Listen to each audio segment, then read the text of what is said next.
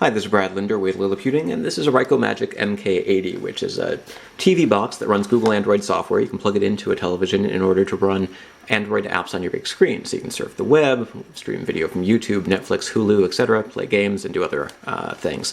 We've seen a lot of devices of this type over the last couple of years, but this one's a little bit different for a couple of reasons. First of all, it has an all-winner A80 octa-core processor. It's one of the fastest chips in a device of this type that I've tested. It's also a fairly expensive model, sells for about $150 and up, but it does have that fast processor as well as 802.11 AC Wi-Fi, gigabit Ethernet, so it's got fast wireless communications, fast wired communications, and a fast processor. It's also got USB 3.0 for this one port here, and two USB 2.0 ports, HDMI, AV, and SPDIF, an external Wi-Fi adapter, that's the power jack there, a full-sized SD card slot rather than the micro SD, and that is a SATA connector, so you can actually plug in a full hard drive for as much storage as you need.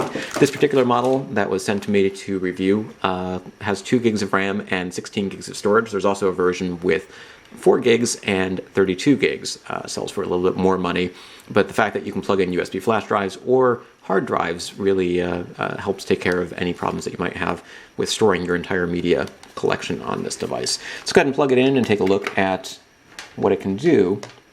Well, it does come with a wireless remote control, which I'll talk about in a minute. I like to plug in a keyboard and mouse because there's some Android apps that are a little bit difficult to navigate just using remote control. If you had something like a gamepad, it would make certain things easier. Plug in the SATA. Oops.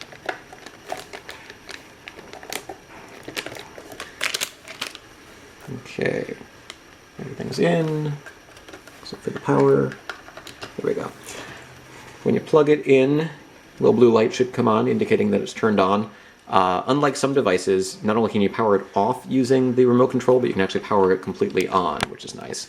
It's an IR remote, though, so it does need to be pointing at the device to work properly. I'm going to bring a keyboard over here.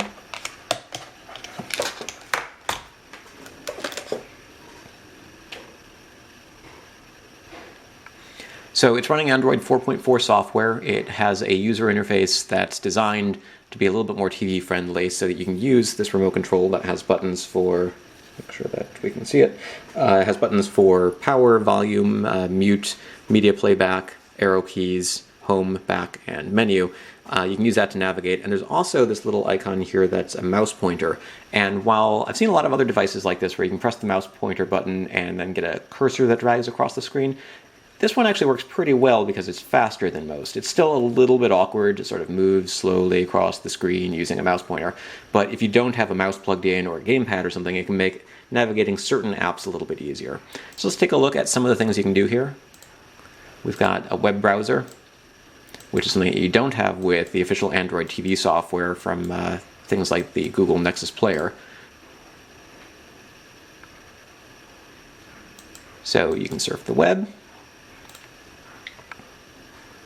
We've got a list of all of our applications, and again, we've got sort of this custom app launcher experience here, but under the hood is running Android 4.4, so you can see that we've got recent apps, and you can drag down from the top to access notifications and so forth. I'm not sure what that is, but we'll worry about that if we have to. There's a little games tab here, and you can add items, so you can customize this, so if there's anything else in here that you consider a game. The one game that I went ahead and installed is Angry Birds. Now, if you have a gamepad, you'll have a better experience playing lots of games, but so many Android games are really designed for touchscreens and can be difficult to use with just a keyboard and mouse. The Angry Birds series, I find, works pretty well this way. So let's go ahead and take a quick look. It's not exactly a CPU or GPU intensive game, but it works nicely and it shows sort of what's possible here with simple game titles.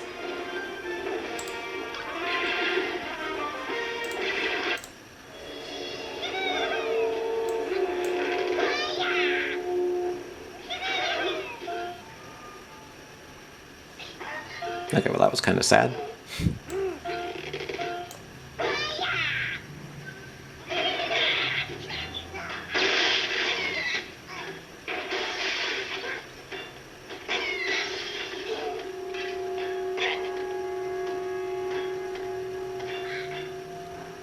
Alright, so we have a little Angry Birds action there. Let's take a look at some video. Let's go ahead and fire up YouTube.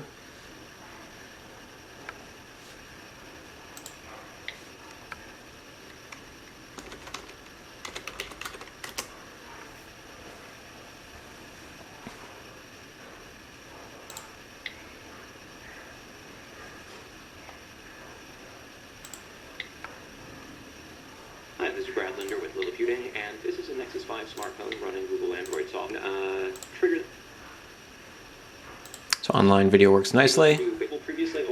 Again, you can see the Wi-Fi is pretty fast too, so we didn't have any problems loading the video or skipping ahead.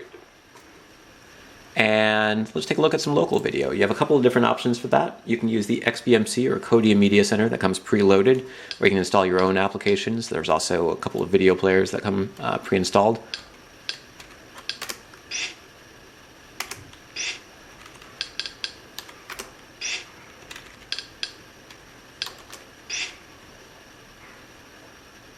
I am the stone that the builder refused. I am the visual, the inspiration that made ladies sing the blues. I'm the spark that makes your idea bright. The same spark that lights the dark so that you can know your left from your right. I am the value. Or since we went ahead and plugged in a USB flash drive and a hard drive, let's go ahead and open up ES File Explorer here and navigate to them. Now this hard drive doesn't have a lot of stuff on it. I just sort of picked it out of a drawer and loaded the video on it so you can see it works. But here's a video I recorded myself, and we can open it in ES Media Player, the default Media Player, MX Player. Hi, this is with Liliputing, and this here, take a quick look at. So that works. I'm going to use that back button there. Or we could go to the flash drive and pick another video. This is a screencast that I recorded. Close that. Now you're going to have a little bit of a trickier time getting certain types of files to run. So while a lot of devices now say that they support 4K content, let's see what happens if I try to actually play a 4K video here.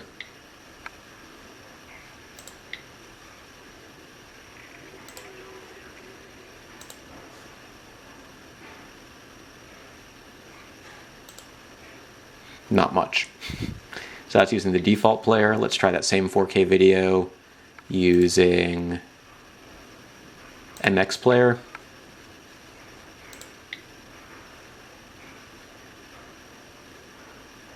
It's a little stuttery and there's no audio because I'm trying to do it with software decoding. Let's try if we switch to a hardware decoder.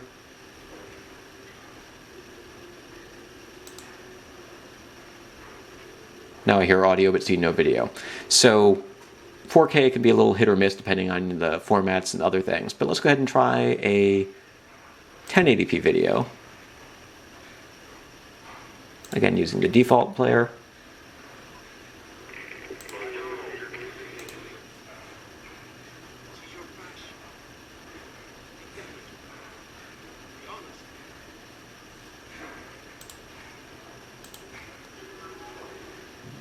So that looks a little bit better.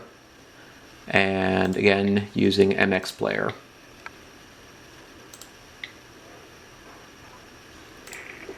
This is with hardware decoding.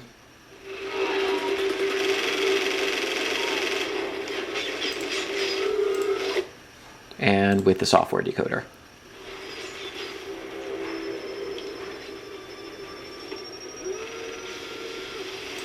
So 1080p content really shouldn't be a problem.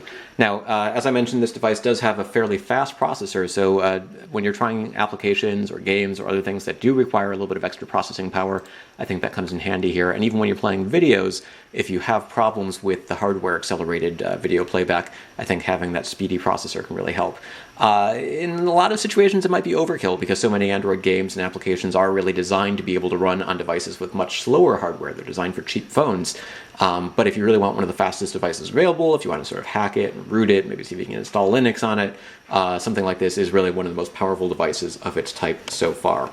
So this is the MK80 with USB 3.0, 802.11c, 150 bucks and up, has support for a hard drive, among other things. This is Brad Linder with Liliputing, taking a quick look at what it is that is on offer here from the MK80.